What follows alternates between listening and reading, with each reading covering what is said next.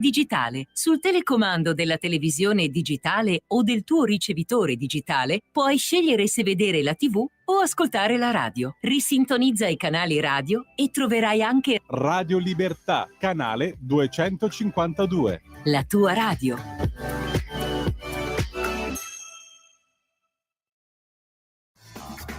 Va ora in onda Filo Diretto. A voi la linea. Grazie Lorenzo, grazie a Radio Libertà. Noi siamo l'associazione di volontariato Ufficio Rapporti Sociali e ci trovate a None in via Volvera 3 al martedì, mercoledì, giovedì e venerdì dalle 14 alle 16 a disposizione per le varie problematiche che interessano CAF, patronato, assistenza legale, civile, penale, qualunque problema, anche richieste, informazioni, chiarimenti, eccetera. Potete chiamare il 328 07 15 232. Noi siamo, come ho detto, al servizio del cittadino, tutti volontari, e quindi state tranquilli che le cose funzionano.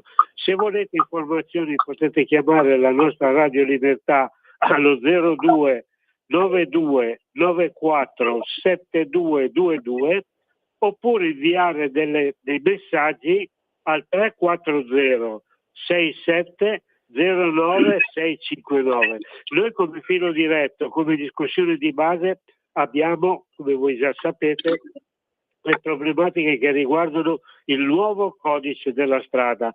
Però la prima intervista la facciamo con il nostro carissimo collaboratore di prima classe, Ubaldo De Maria, che è il responsabile dell'Automobile Club, Automoto Club Canavese, al quale chiederemo informazioni, perché oggi è sabato e mercoledì e giovedì ci sarà una grande manifestazione che si chiama, tanto per ridere, Rally di Monte Carlo. Chiederemo a lui spiegazioni, come saranno le situazioni e anche quali saranno i futuri progetti, e dopodiché sarà in collegamento con noi l'architetto Arturo Calligaro, il quale è sia tecnico come esperto essendo architetto, e poi come politico, essendo il personaggio politico più importante sia di Boncagliere, della città, ma anche della regione Piemonte. Se abbiamo in collegamento già con noi il nostro grande fratellone Ubaldo De Maria, il responsabile appunto dell'Automoto Club Canavese, gli chiedo subito informazioni, come sta e come vanno le cose. Sei in linea, Ubaldo? Sono in linea, buongiorno a tutti.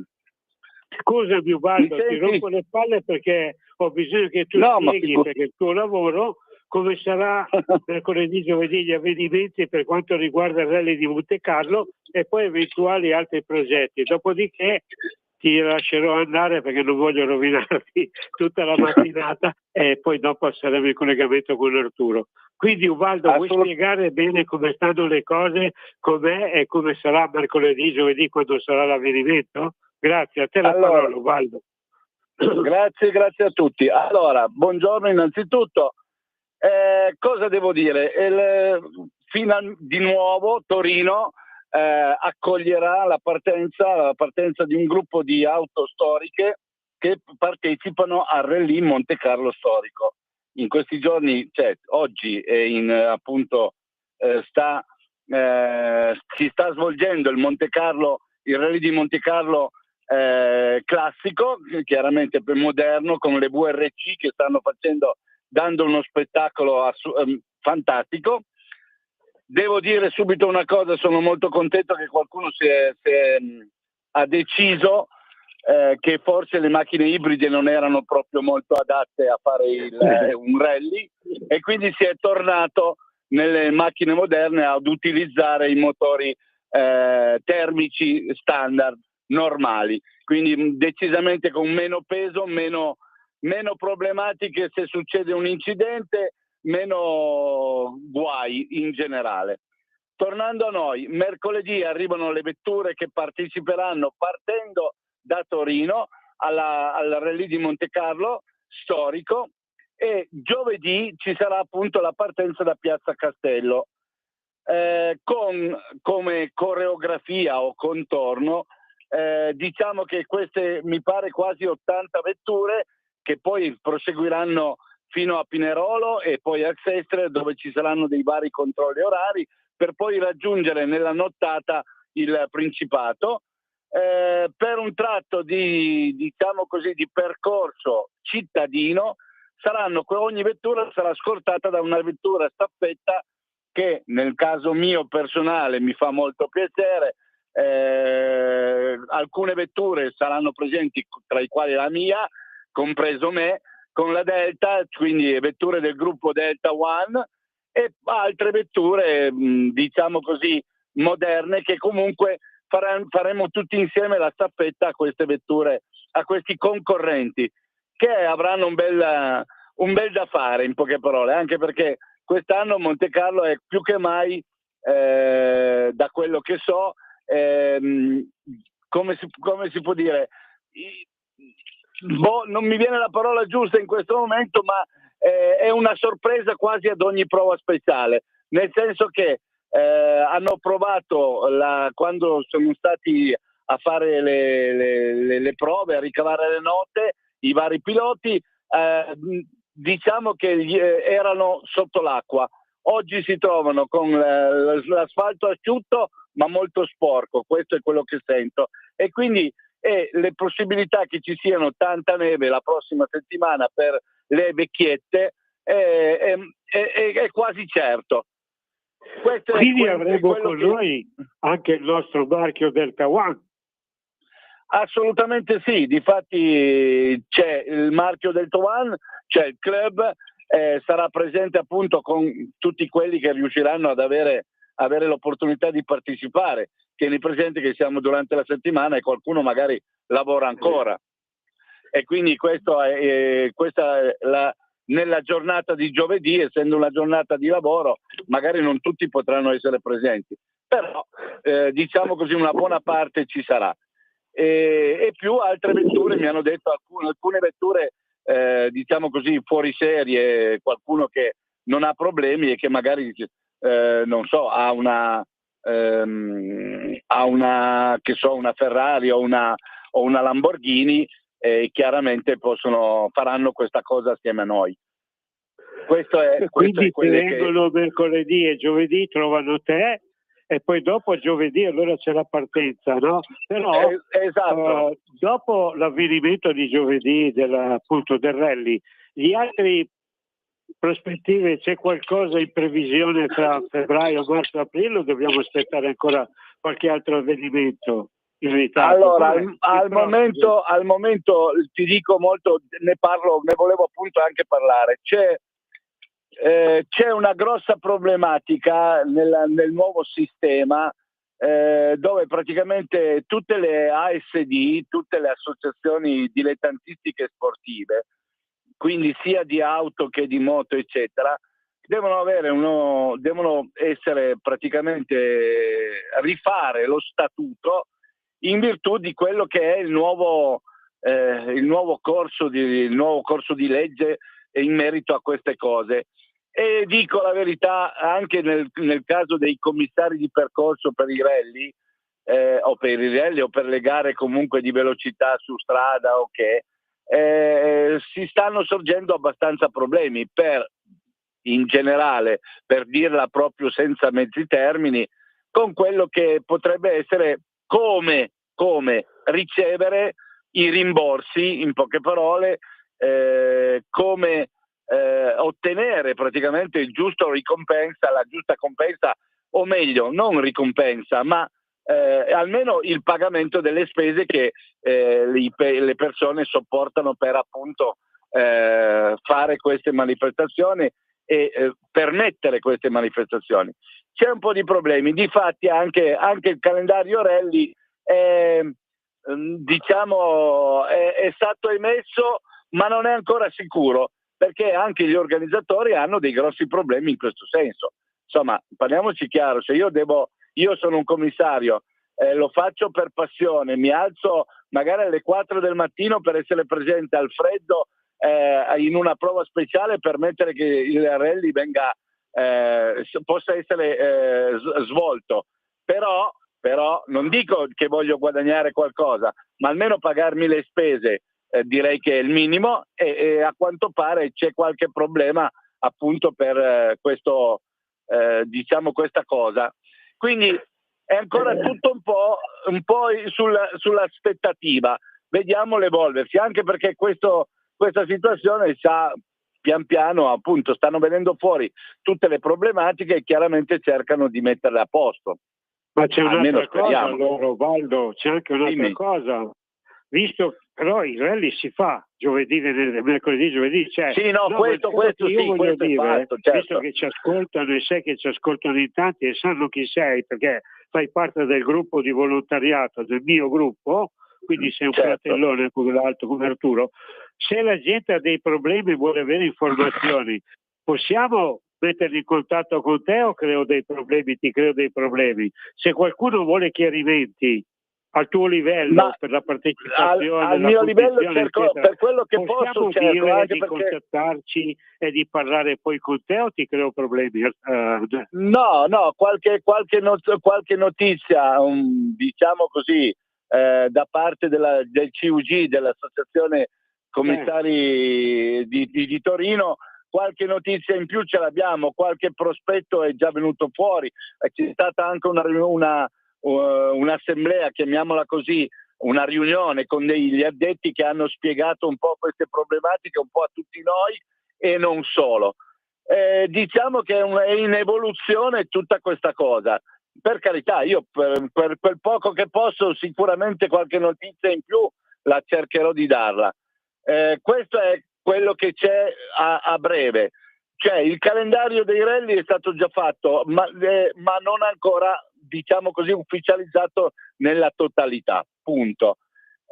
Manifestazioni tipo raduni o cose del genere al momento non ne conosco ancora. Non ho ancora ricevuto nessun, a parte un raduno che hanno fatto la scorsa domenica gli amici delle vecchie ruote nel Canavese, diciamo così che al momento non ho notizie di altri raduni in giro. Unica cosa che so che ci sarà già lo posso dire come anticipo, a Parma in occasione del, diciamo così, chiamiamolo Automoto Retro a Parma, ci sarà praticamente una riunione per i 50 anni della Delta, mi pare, e quindi ci sarà una mega riunione di tutte le Delta. No, i 40, non 50, i 40 anni della Delta. Certo. No, comunque senti, bello, adesso però ne parleremo poi ancora meglio con calma. Non volevo farti perdere altro tempo. No, io intanto ti ringrazio, mi raccomando, allora mercoledì, giovedì sei presente. Sono lì. Invitiamo, se riesco magari faccio un salto anch'io, perché insomma prima di andare a None, perché sai, hai visto come siamo messi, no? Ormai tu fai parte. Lo so, difatti bisogna trovare bisogna trovare un'altra location, come si suol dire. Non c'è, Bravo. Posso permettermi che secondo me non è funzionale come potrebbe essere il nostro, diciamo così, il nostro ambito. Comunque senti, ti faccio tanti auguri, tanti complimenti, un bacione e ti ringrazio di aver partecipato e poi ti richiamo domani per spiegarti altre cose, né? Grazie. Altrettanto ci sentiamo, poi ci vediamo sicuramente in settimana, e se ti fai vedere giovedì mi farebbe molto molto piacere. In Piazza Castello. Bello. Vi farò sapere con esattezza, ok? Grazie. Buon weekend a tutti, buon weekend ai nostri ascoltatori. Ciao. Ringraziamo Radio Libertà che consente appunto di poter essere, diciamo, chiari con gli ascoltatori, capire e far spiegare loro come stanno le cose. Noi diciamo quello che è e come sta. Difatti avete sentito il nostro collega che ha parlato, è un personaggio molto molto conosciuto e anche famoso, e quindi quello che dice è la verità e non costa niente. Adesso dovremmo avere in collegamento anche l'altro che lo tratto ancora peggio, il nostro Arturo Caligaro, l'architetto, oltretutto a livello sia tecnico che politico, e se è in collegamento lo ringrazio. Gli farò una domandina prima di andare al primo stacco e poi entriamo nelle tematiche per quanto riguarda, come dico sempre, il nostro discorso, che si riferisce al nuovo codice della strada, che secondo me ogni giorno ci sono novità. Intanto vediamo se Arturo è in collegamento. Ciao, benvenuto Arturo, ci sei? Ciao Luigi, ci sono. Un saluto a te, un saluto agli ascoltatori e un ringraziamento alla regia. Grazie. Dimmi pure. No, ti faccio la domanda, ti ringrazio per aver accettato e non voglio faticarti troppo. Hai visto che il nostro amico Ubaldo De Maria ci ha spiegato, è un avvenimento interessante anche perché sono tutte le macchine iscritte da noi, lo sai, no? Dillo pure forse anche tu, non ti vergognare. Non è un rally di Trecate, è il rally di Monte Carlo, è conosciuto, ne parlano tutti, le auto storiche. Cazzo, ma allora vogliamo o non contiamo niente? Scusami Arturo, qui sono un po' orgoglioso io, è 20 anni che lo facciamo, non è un giorno, no?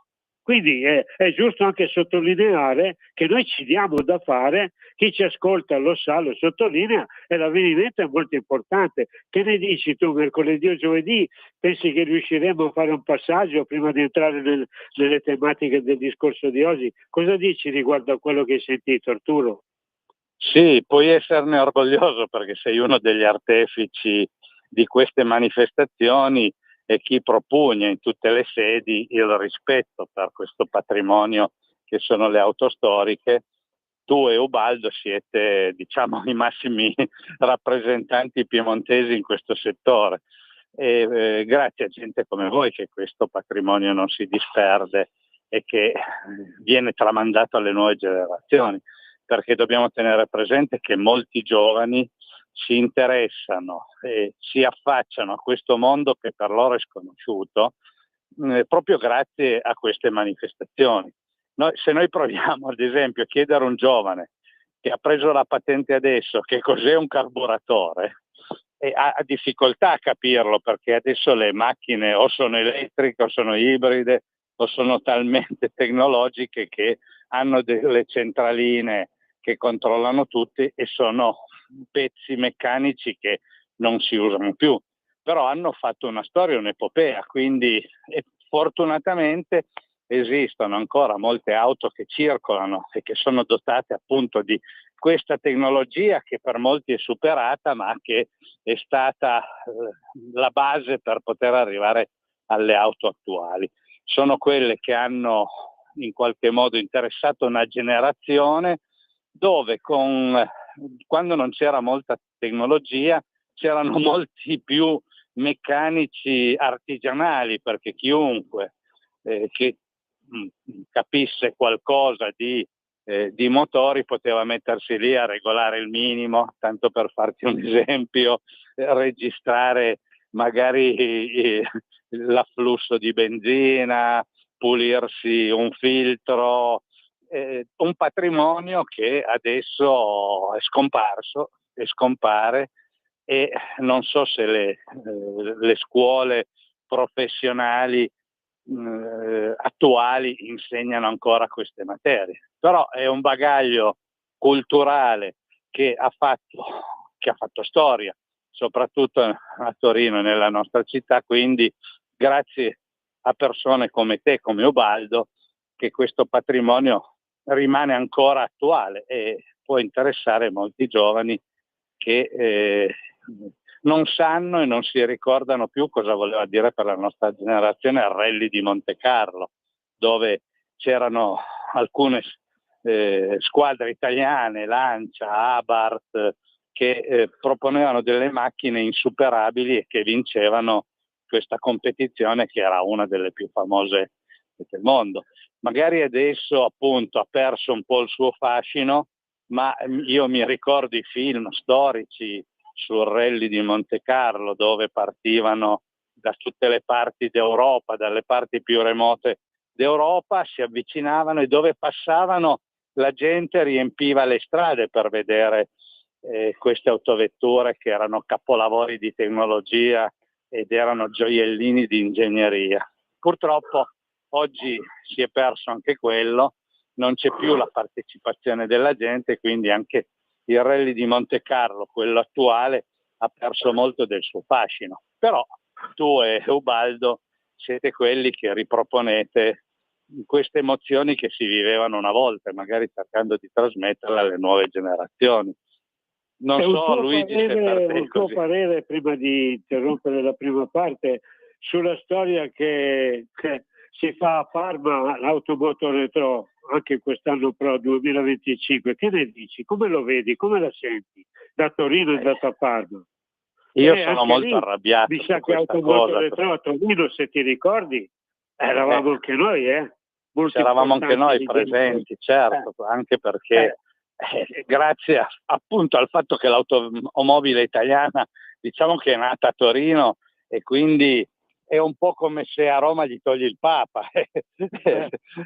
Purtroppo magari. La nostra classe dirigente, degli amministratori, non capiscono il valore di queste manifestazioni e come è stato perso il Salone dell'Automobile. Ti ricordi il Salone dell'Automobile di Torino? Era paragonabile a tutti quelli degli altri saloni d'Europa, e Automoto Retro è una manifestazione nata a Torino, proprio agli albori, ideata, studiata e progettata a Torino, programmata a Torino, poi ha avuto questo grosso successo e qualcuno l'ha portata via a Torino. Torino ha perso tutto, dalla capitale in poi, al cinema, alla Rai, alla Stipel che è diventata Telecom, le pagine gialle. Torino è abituata a creare nuove iniziative che poi vengono portate da altre parti d'Italia. È il destino di Torino, ma è proprio anche grazie alla classe dirigente che abbiamo, che non difende i suoi valori, le sue realtà, le sue ricchezze e le bellezze di questa città. Però dammi una risposta politica di un minuto. Però io ho sentito dire, Arturo, da cittadino, tu mi dai da politico, che la FIA, diciamo, no? Da quando adesso negli Stati Uniti ha vinto il presidente, vogliono riprendere in mano Stellantis, però come Fiat, come era prima, cioè ricostruire e ritornare a prima. Cosa ne dici? È il cambiamento politico degli Stati Uniti che può fare questo, visto che Stellantis non viene più considerato come francese, inglese e tedesco, ma ancora di nuovo come Fiat, come Torino. Che ne dici di questo? Non te lo invento io, c'è sul giornale di oggi, quello di ieri, e se guardi su internet lo trovi subito. Cioè, il comportamento dei responsabili dei dirigenti della FIA, come lo vedi? Un secondo, Arturo, poi andiamo in pausa. Questa svolta di Trump che va contro l'auto elettrica e quindi riprende un po' quelli che sono i temi che sono cari a noi, no? Quelli di difendere l'automobile a combustione interna, perché il nostro patrimonio, la nostra industria, e con queste politiche di Timmerman, e vediamo anche come sono state prese, depaupera il nostro patrimonio, cioè le nostre ricchezze. Allora, Stellantis io la vedo dura che ritorni italiana, perché la maggioranza delle azioni è in mano a PSA, alla francese PSA, e bisognerebbe che qualcuno riacquisisca la maggioranza del patrimonio, delle azioni, per poter decidere nel consiglio d'amministrazione cosa fare, cosa intraprendere. Tavares è stato allontanato, però Tavares, ricordiamoci che ha fatto guadagnare molti soldi agli azionisti, quindi agli azionisti più che l'autovettura interessa avere degli utili dalla fabbrica, non gli interessa nulla cosa si produce, quanto si produce. Quando nel consiglio di amministrazione tu porti dei dividendi significativi, è chiaro che contrasti con la politica industriale di quello che interessa ai cittadini comuni, a una città come Torino, di mantenere i livelli occupazionali sul suo territorio. Per cui la vedo dura. Se qualcuno potrà farlo, non so se la famiglia Agnelli o chi per essi riesce nell'intento, ben venga, però io la vedo dura. Arturo, diamo lo spazio di pubblicità un momento, poi riprendiamo anche con argomenti altrettanto seri. A voi studio, grazie. La tua radio è ascoltabile anche con la televisione in digitale. Sul telecomando della televisione digitale o del tuo ricevitore digitale puoi scegliere se vedere la TV o ascoltare la radio. Risintonizza i canali radio e troverai anche Radio Libertà, canale 252.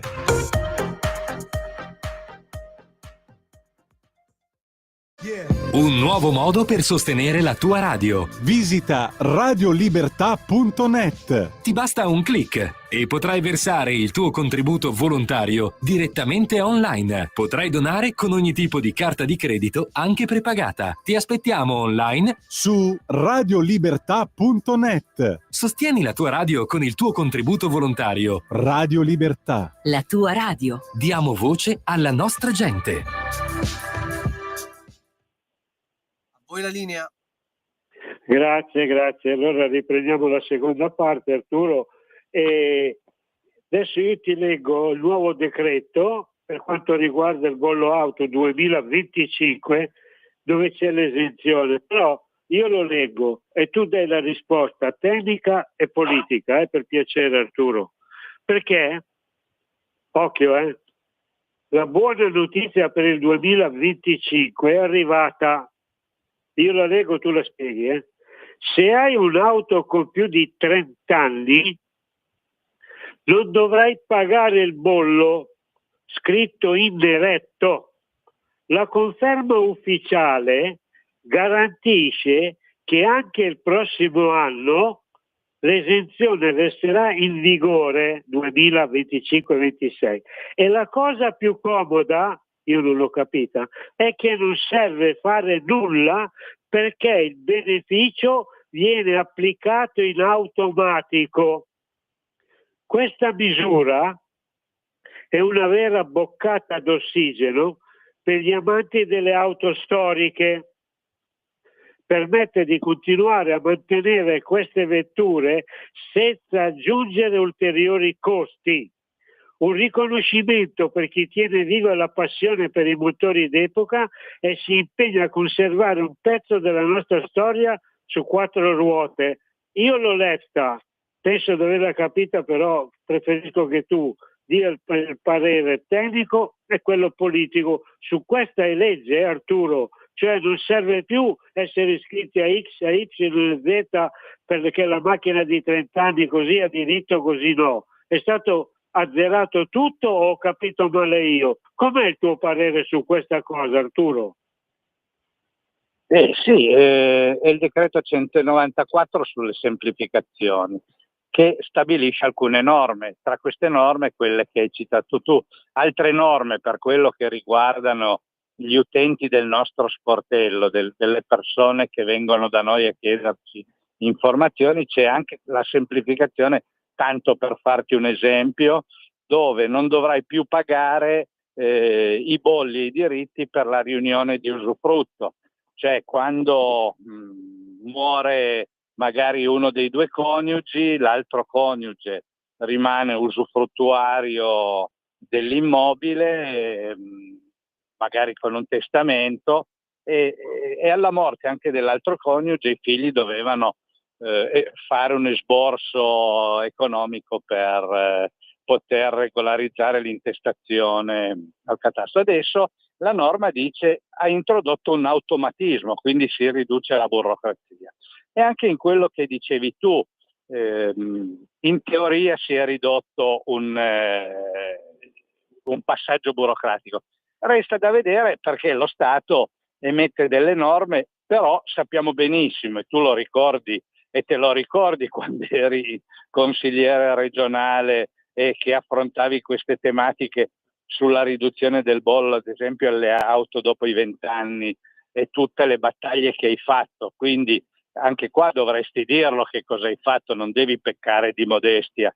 E lo sai benissimo che la tassa di possesso è una competenza regionale, quindi questo vuol dire che se tu automaticamente non fai pagare più le auto che hanno superato i 30 anni, e sai benissimo perché avevi i dati in mano che non sono poche queste auto, non sono poche nonostante i blocchi Euro 4, Euro 3, Euro 2, Euro 1, o la gente non ha tanti soldi per comprarsi le macchine nuove, o molti, visto che le autovetture funzionano e che danno lavoro anche ai meccanici che non sono altamente tecnologicizzati, ma magari la manutenzione di un'auto di 30 anni è inferiore a non un'autovettura moderna, dove con le apparecchiature elettroniche devi cambiare le schede, madri, queste cose qua, e quindi diventa dispendioso la manutenzione. Magari per le auto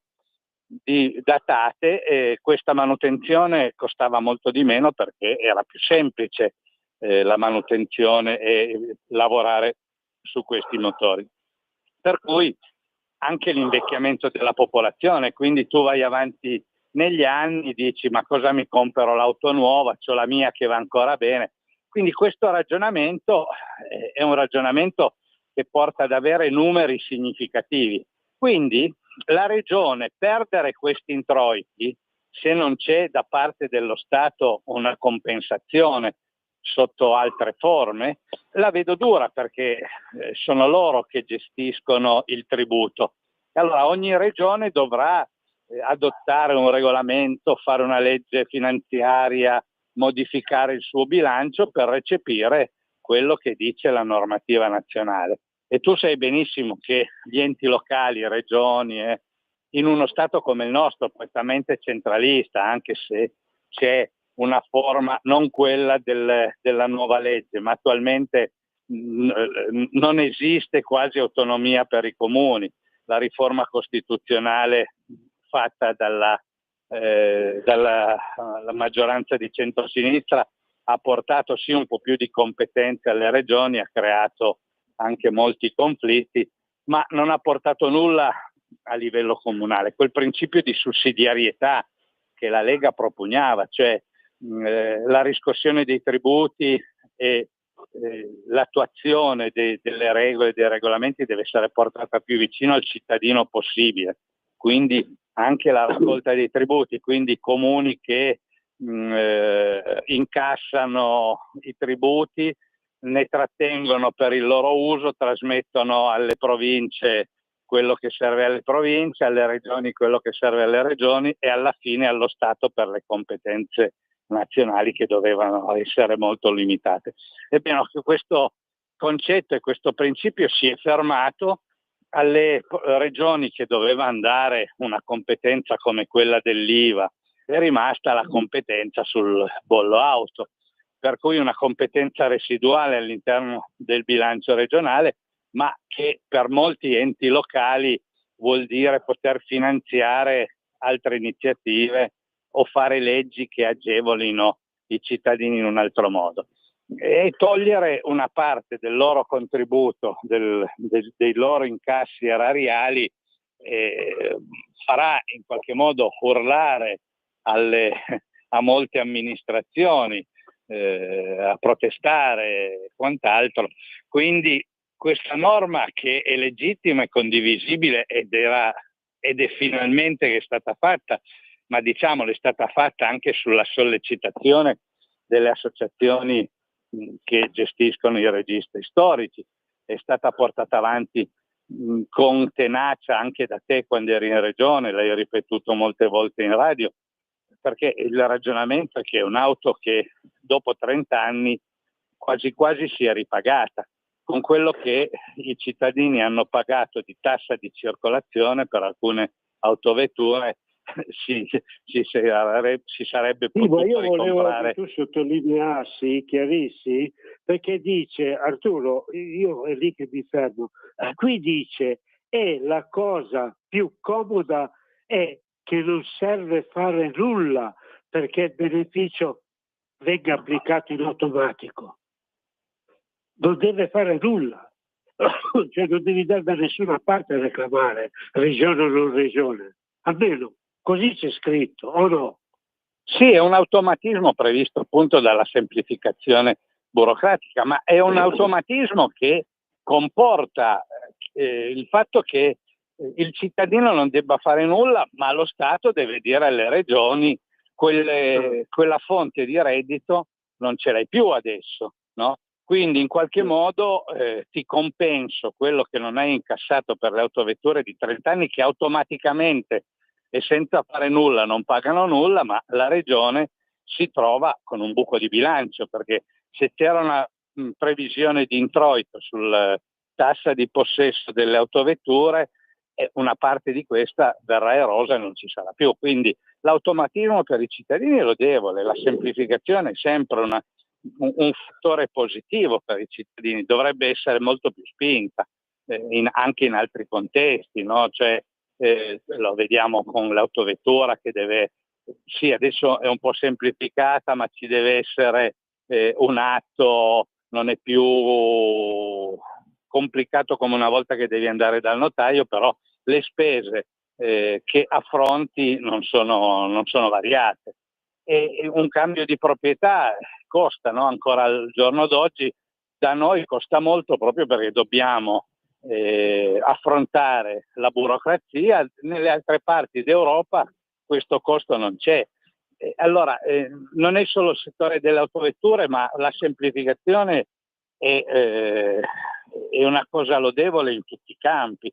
Da noi per immatricolare un'autovettura ci impieghi alcuni giorni, in altri paesi è immediata.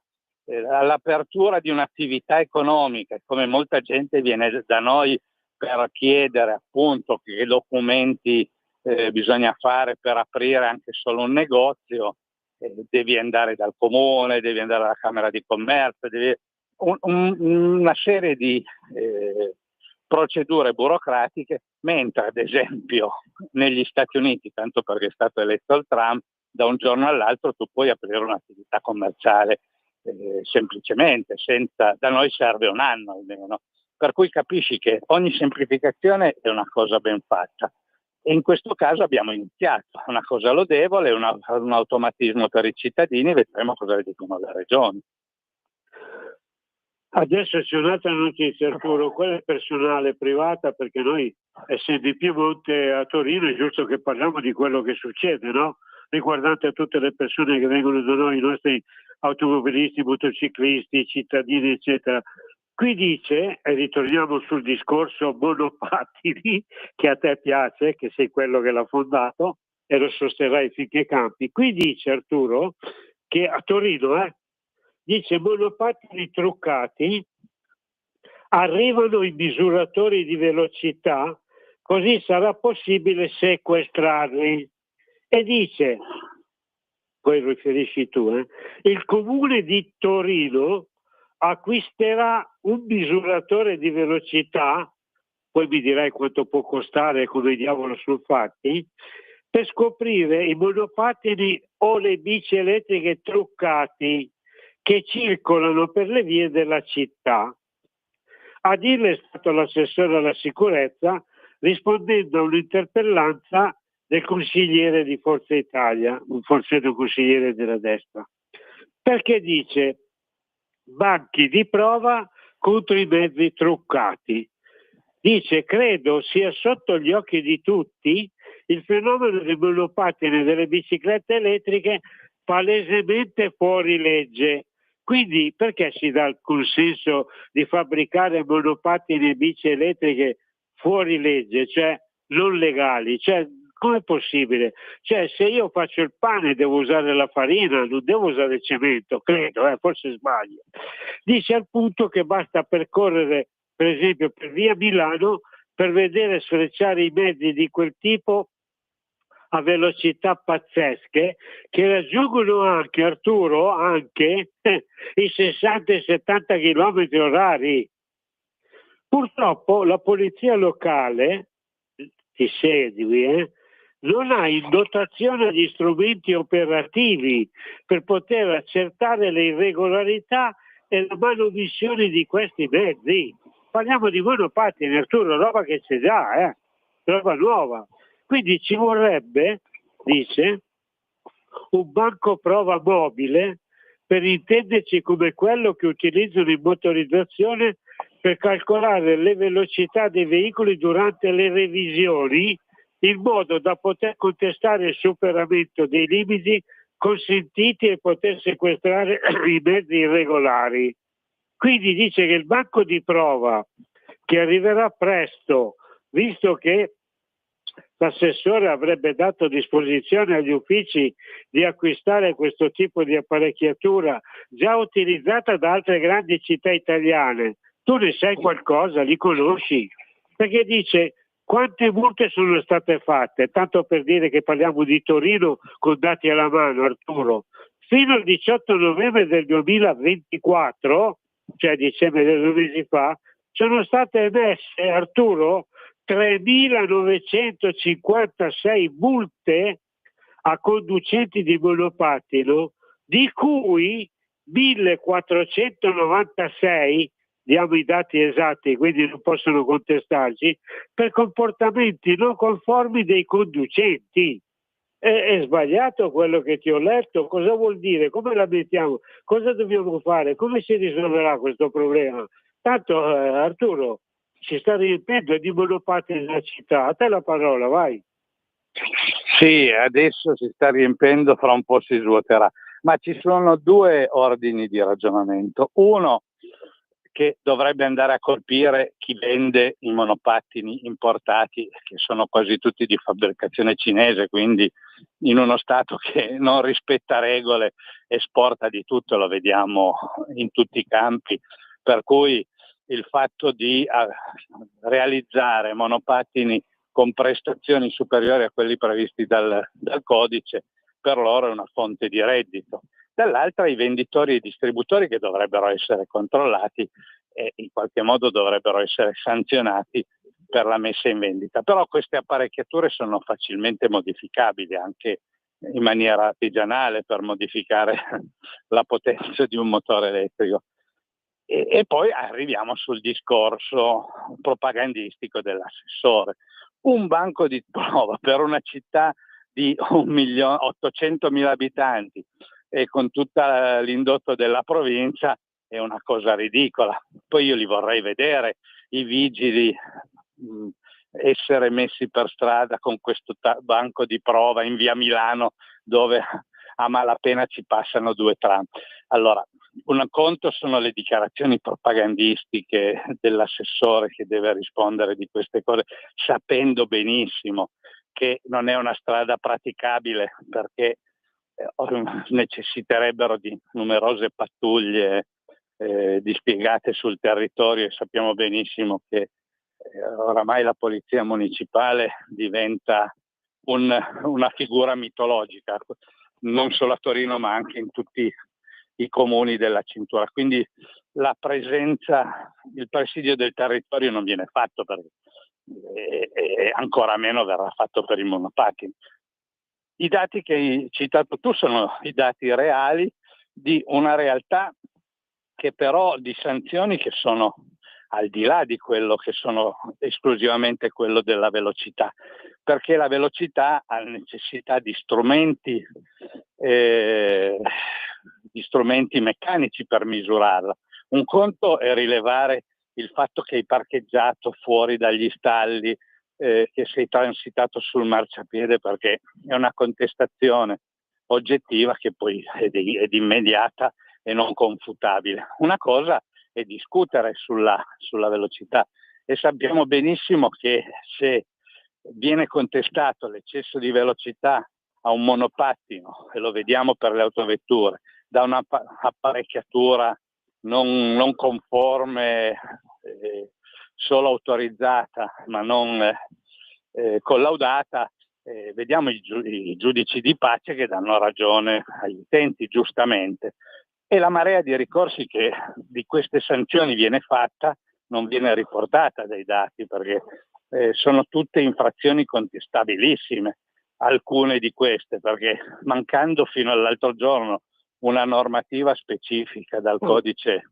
della strada sui monopattini, è chiaro che le sanzioni che potevi levare erano minime, perché erano solamente quelli dei regolamenti comunali delle varie città e non erano inseriti nel codice stradale. Per cui anche questa nuova iniziativa voluta dall'assessore mi sa tanto di una scelta propagandistica che poi non avrà corso.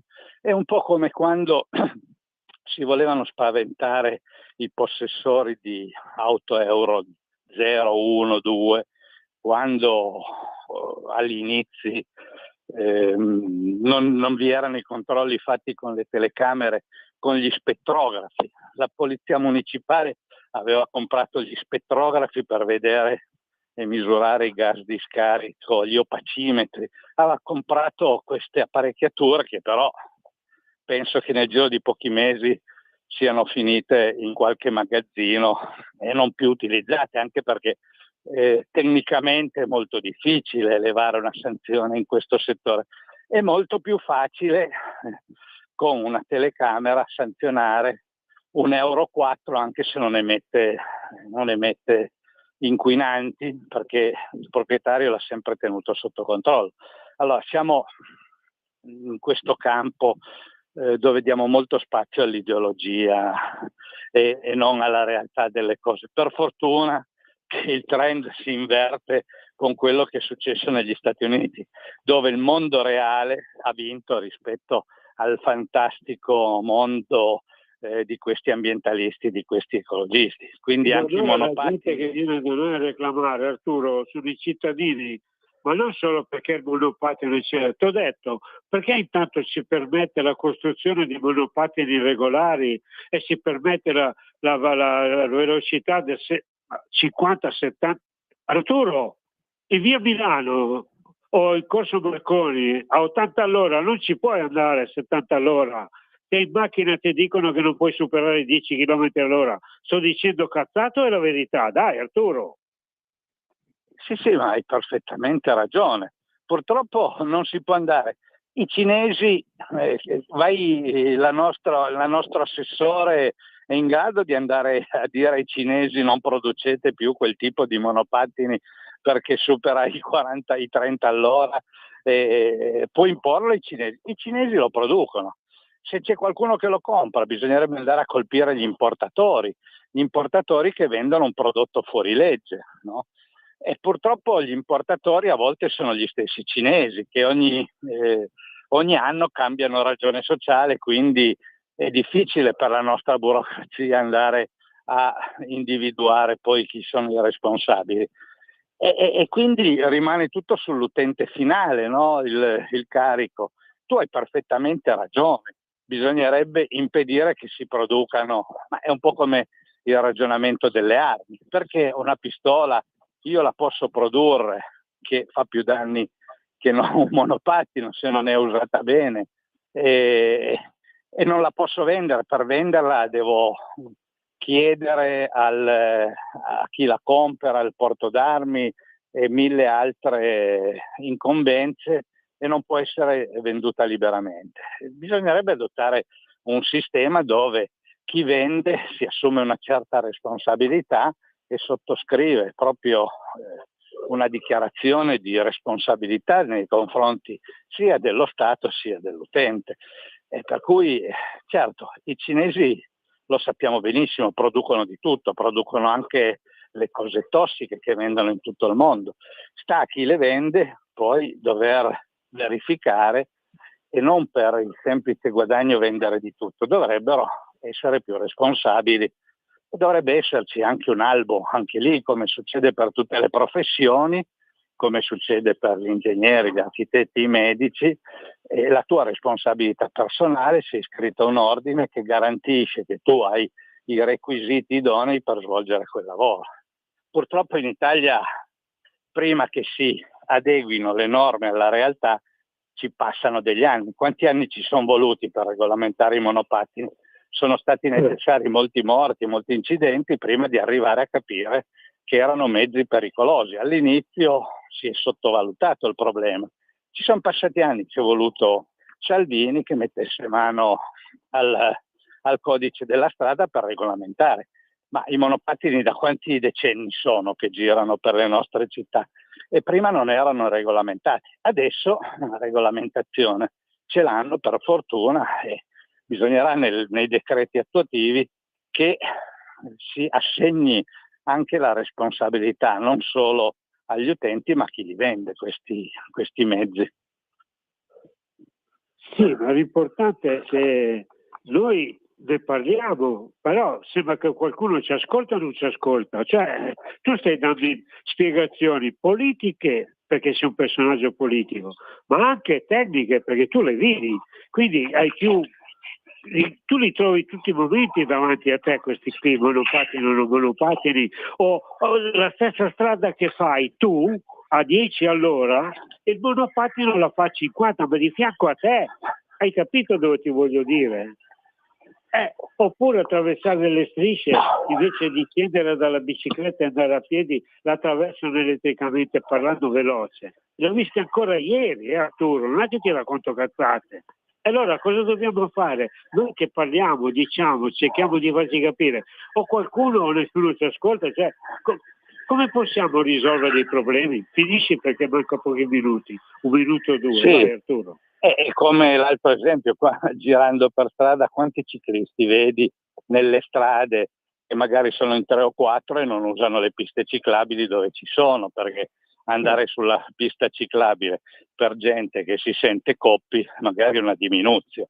E allora, però io non ho mai visto sanzionare un ciclista o una pattuglia fermare un ciclista o un gruppo di ciclisti che erano in mezzo alla strada, che viaggiavano affiancati, perché come per gli automobilisti deve esserci 1,5 metri dal ciclista, il ciclista dovrebbe essere sanzionato se viaggia affiancato a un altro e che costringe le auto dietro a rallentare e essere in coda. Però purtroppo tra il dire e il fare c'è il fatto che non c'è il presidio del territorio. Noi l'abbiamo detto, noi lo ripetiamo, lo ribadiamo, speriamo che qualcuno ci ascolti e che recepisca queste nostre perplessità sull'utilizzo di questi mezzi e che prenda provvedimenti come è successo per il nuovo codice della strada. E quindi noi continueremo a ripeterlo, a ribadirlo, sollecitarlo, e a tutti i personaggi politici o chi ha qualche potere di decisione continueremo a ripeterglielo. Speriamo che vengano in seguito recepite, anche perché non possiamo aspettare fatti delittuosi per intervenire con delle norme, come succede sovente in Italia. E con questo auguro una buona giornata a te, Luigi, a tutti gli ascoltatori, un ringraziamento alla regia. Alla prossima. Ciao Luigi. Grazie, ciao, grazie, molto gentile. Io ringrazio anch'io la nostra Radio Libertà e il nostro grande Lorenzo, che veramente senza non si potrebbe andare avanti. Allora io dico, vi ricordo che mercoledì e giovedì Piazza San Carlo, mi raccomando, venite a vedere la partenza del Rally di Monte Carlo per quanto riguarda il rally, e noi siamo come associazione di volontariato, come ufficio attualmente a None, in via Olvera 3, e siamo lì il martedì, mercoledì, giovedì e venerdì dalle 14 alle 16. Per appuntamento, dico sempre, chiamate il 328 07 15 232 o inviate delle email, così poi io posso anche rispondere con i nostri colleghi, rapportisociali@libero.it. Quindi un ringraziamento di cuore a nome di tutti i collaboratori, ingegneri, medici, dottori, avvocati, legali, civili, penali, eccetera, alla nostra Radio Libertà. Diamo a tutti un buon proseguimento, un abbraccio e arrivederci a mercoledì e giovedì in Piazza San Carlo. A voi tutti, io chiudo con buona Padania, un abbraccio a tutti.